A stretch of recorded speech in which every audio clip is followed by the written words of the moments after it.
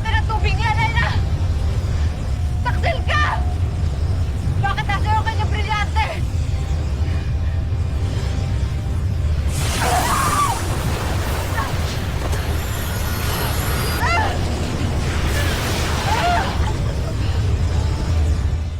Ngayon ay alam ko na kung bakit nawawala si Elena! Nakatitiyak akong may kinalaman ka roon! Dapat nasa iyo ang kanyang brilyante! Nakakasiguro ako na mapapasa akin rin ang iyong brilyante kahit napahirapan mo pa ako ngayon. Napakasama mo, Perena! Ano ginawa mo kay Elena? Paano mo nagawang pagtaksilan ng sarili nating kapatid? Ayoko naman talagang paslangin ka, Danaya. Kaya't ibigay mo na sa akin ang iyong brilyante ngayon din.